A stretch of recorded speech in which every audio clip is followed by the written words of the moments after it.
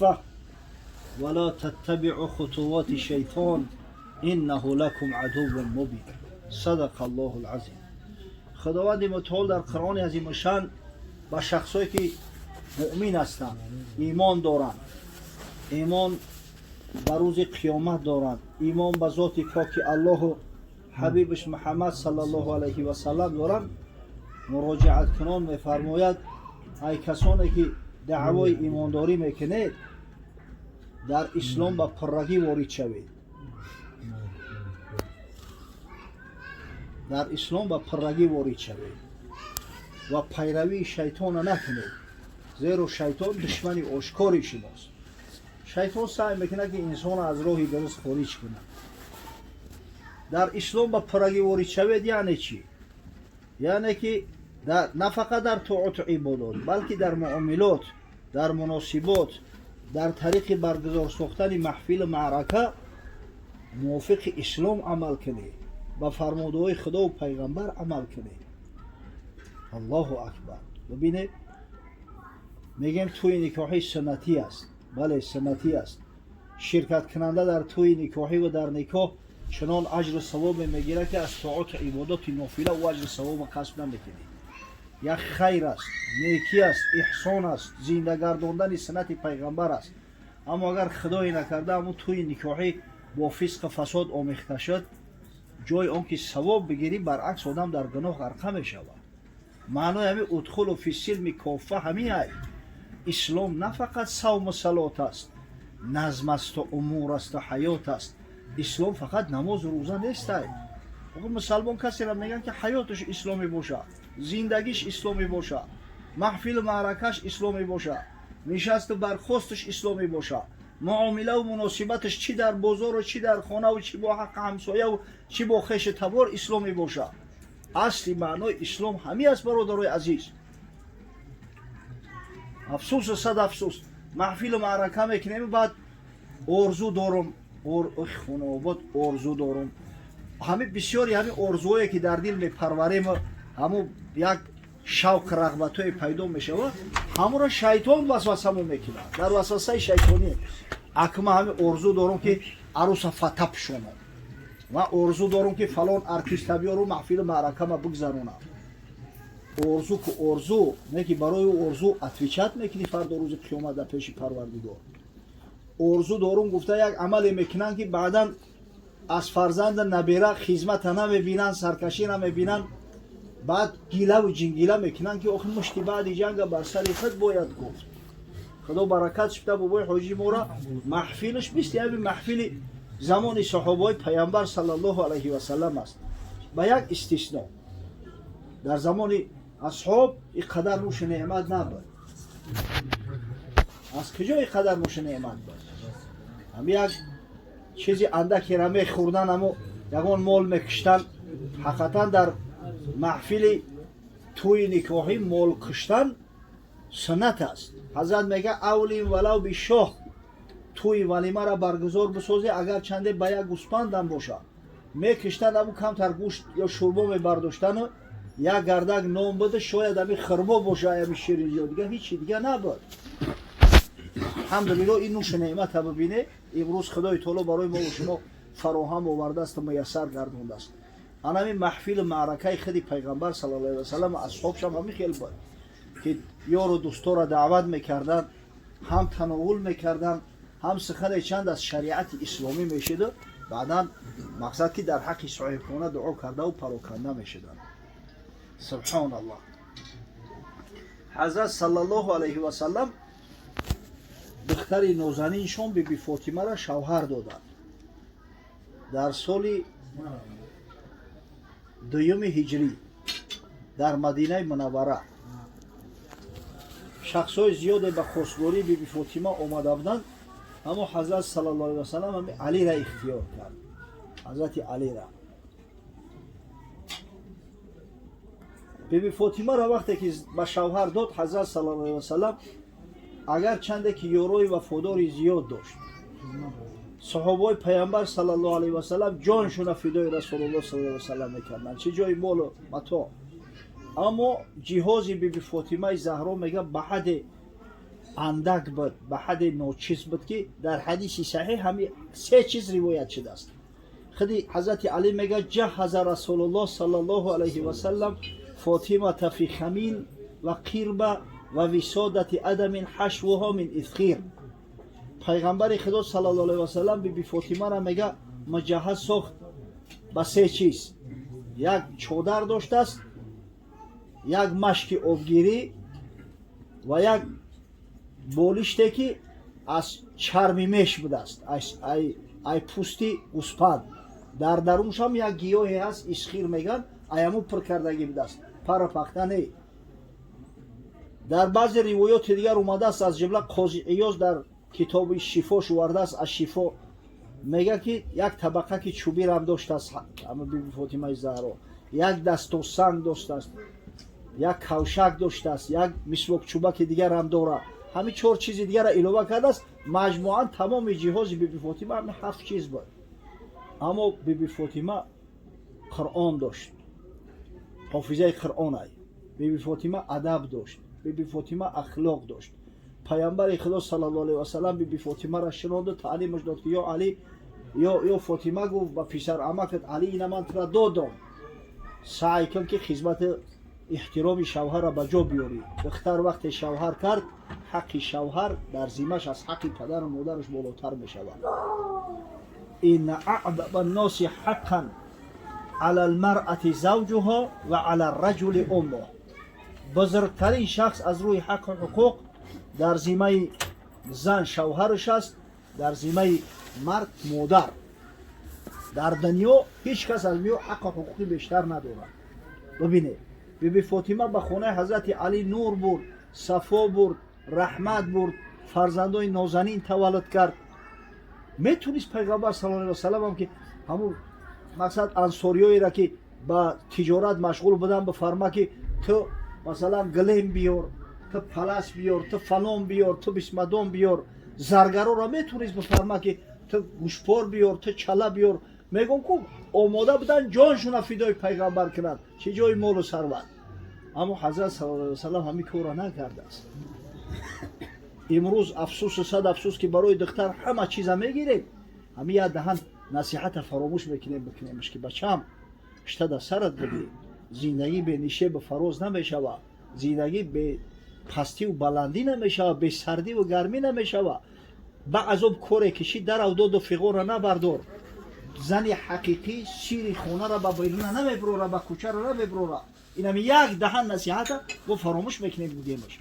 بچم همون خسر خوشتومانت احترام که پگت هم فرزندور میشه، فرزندور به احترامت میکنن، کلونات احترامت میکنن. کم و تدین و تدان، چه خیلی تو معامله کردی بطرم همون خیلی معامله کردن بشوه. این هم یکی علتایی که طلاق بسیار شده است در جامعه. زندگی ها خراب میشوند، فرزندک ها زنده یتیم میشوند.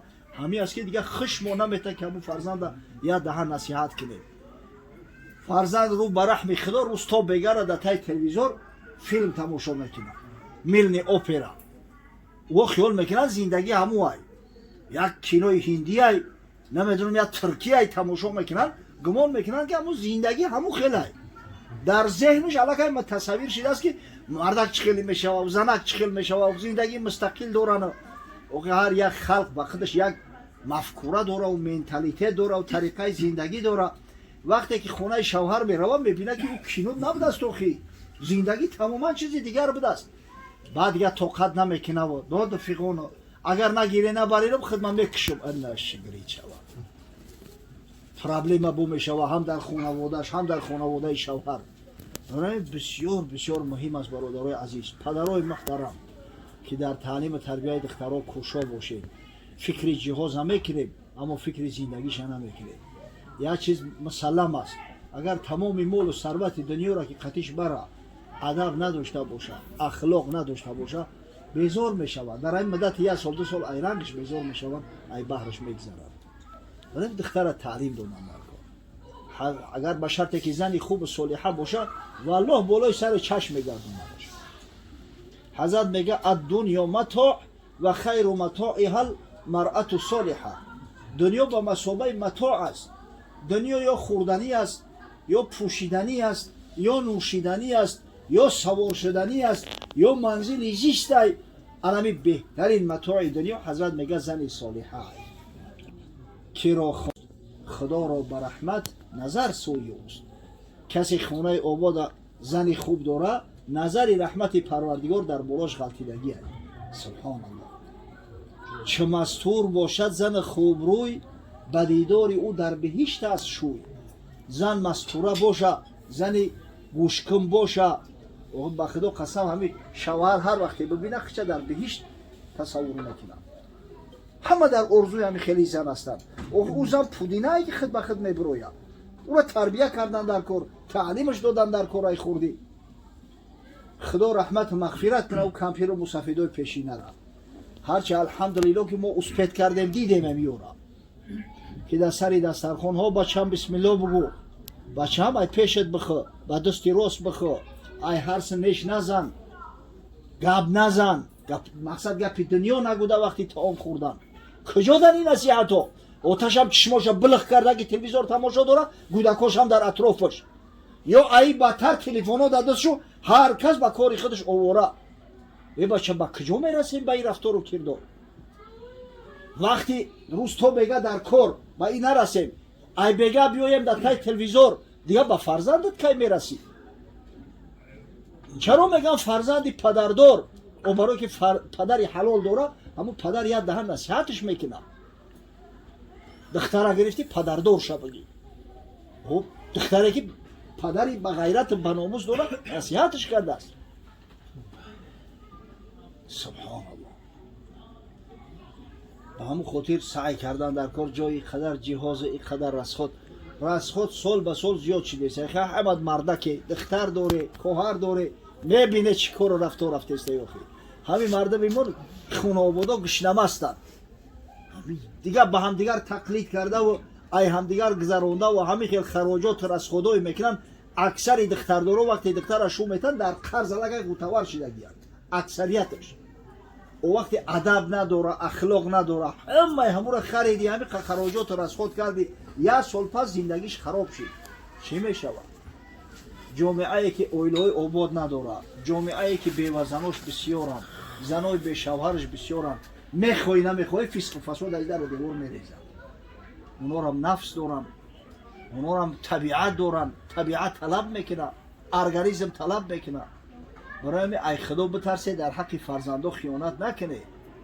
حضرت صلی الله علیه و سلم تاکید کرده است کلکم راع و کلکم مسئول عن رعیته. هر کدام شما به حیث چوپان و پاسبان هستید و هر کدام شما از رعیت و پرسیده میشوید. همون صحابه پیغمبر هم بعضا بینشو همراه زوجهاشو رزوار میشید همون را طبق سنت که حل میکردن همین طلاق زیاد نبود. بسیار نادر به طلاق در او زمان و او عصر و برای عقل فراست داشتن به سنت عمل میکردن. حضرت صلی الله علیه و سلم باره اومد به حجره بیبی فاطمه زهرا نگاه کرد که حضرت علی نیست. گفت شوهرت کجا ده؟ گفت دماغش سوخت یک کورک ده. من همی اواره بودم میگه با کاری خودم چیزی گفت که من هم مقصد کار ما قطع نکردم کاری خوجگی میکرد میگه دیگه دماغش سوخت خر کرد اومد برفت خونه.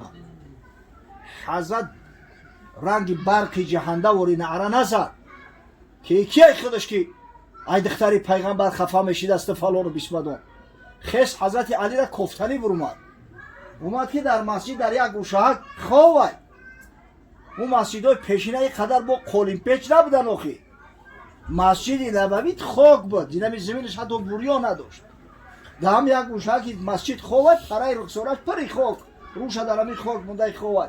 حضرت بیدارش کرد قم ابا تراب ولی هم یکی کنیه ها و یکی از تخلص های حضرت علی ابو تراب های و برای پیغمبر گفت استش ابو تراب یعنی خاکولو بودم که خاک در آلوده شده گیه که بعد گرفت آورده شد در پیش فاطمه شنانده شد گفت زندگی پست و بلندی ها داره خنکی و گرمی ها داره با اند کار همدیگر مقصد دماغ سوزک نکنه.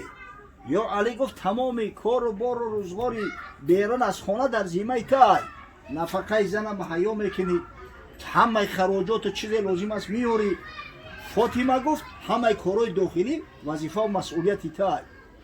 ببینید با یک راه خوب یک نمود حل فصل کرد که ببینید که همه زندگی همه تو زمانی که فاطمه زنده بود حضرت علی زن یک گرفتگی نیست حضرت. اگر چند خداوند اجازت میده که 4 زن بگیره. خدای تعالی از دامن بیبی فاطمه برای حضرت علی شیر بچه ها را داد، حسن را داد، حسین دادش، بیبی زینب تولد شده است، کلثوم تولد شده است. نسل پیامبر صلی الله علیه و سلم تا به امروز از پشت علی و دامن بیبی فاطمه دوام یافته است. همین ساداتی که ما داریم فلسفیاش نه حقیقیاش همش همون نسل فاطمه و علی هست. تصور کنه که حضرت علی را یک سیاست میکرد که تو چه حق داری که فلان و بسمدان چی میشید عاقبتی کن. امروز همین ناشکری تلفن شوه دستی همه ده همین تلفن پدنالت هسته. با عذاب کار شده که دختر اوچش زنگ میزنه و گریه را میبرداره. ای تریم گفتن او تریم گفتن بیوی اوچش مرده که بیچاره را ناموسکی میکنه میکشه میوره با کشتنی بچه را میقپه پیرخر طلاق کشته. و بیچاره گفته است طلاقش دادم یا جواب دادم نه ایتاری نمیشوه. مرده که 3 طلاقش بده 3 طلاق هم میگیرن با دهنی کوری خچونه کندمه دوانه پشت روایت یگان روایت داشته باشه آخه آدمی با عقل پیشکی اندیشش هم میکنه علاجی واقعه را قبل از واقع شدن همون واقعه میکنه.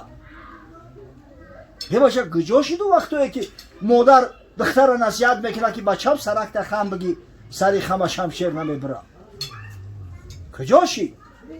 ما هم فرزندای همون کمپیر و مسفیدو نیستیم. چی درد مو رسیده است؟ اینقدر جامعه احوال ما را خراب کرد.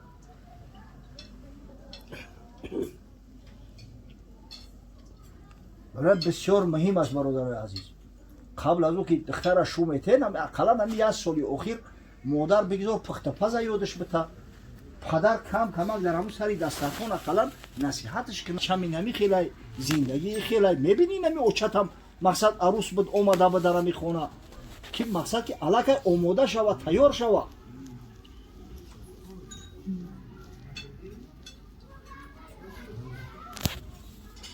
کینم همه موندن رشته بسیار هم پیچوندن یتش شاه میکردن یتش عروس میکردن با همون دخترک ها بازی میکردن دوگانه ها با هم دیگر شاه آوردن با خش آمده و فلان و بسمدان و همون رابطه و معامله مهمون قبول کردن مرده قطعی زنک هر دجده تای چودر میوردن شاه عروس باید چخیل کنن چخیل معامله کنن. همه یک طریقه تیار کردن دختر به حیات همون شوا که چند پیش رفته چند ترقی کرده است هم که مردم برزگوتر شده است هم قدر بی عقل تر شده است هم قدر فراست کمتر شده است. این همی نتیجه شا گرفته است. اویلوی نو یک مقداری خیلی زیاد آدم دهشت بگیره آخه قریب 30-40 فایزش بگه در همین سال اول الکی پراکنده میشه. 1 سال حتی داشت نمیتره طاقت نمیتره. انشالله که حاجی ما از زمره همون آدمای پیشینه از زمره کسایی هست که نصیحتی پدر را گرفته گیه در صحبت مردای خدا و در صحبت علما شرکت میکنه موعظه ها را گوش میکنه و میشنوه. من یقین دارم که انشالله فرزند به تربیت خوب داده گیه فرزند خوب و صالحه به کمال رسیده گیه. دعا میکنیم که پروردگار بزرگ بخت اقبال بده فرزند شود. خداوند برادرای را که در این محفل خیر شرکت دارن از جمعی بلا و گزنده حفظ کنه و به همه خیر روزای سعادت برسونه و خداوند عقل فراست مبته که در وقت امر و معروف نهی از منکر به همدیگر گپ نزنیم برای که صحبت دنیا دیگه حرام میشوه. پروردگار عاقبت امور مون به خیر انجام خداوند بزرگ به خاطر محفل خیر که سنت از سنت‌های والا و بزرگ حبیبش محمد صلی الله علیه و سلم است. فیض برکات خیرات و حسنات شدری خاندان در این محله در این دیار در خاندان برادرای دست به دعا برداشته نازل فرماید. ربنا آتینا فی الدنیا حسنه و فی الاخره حسنه و قنا عذاب النار.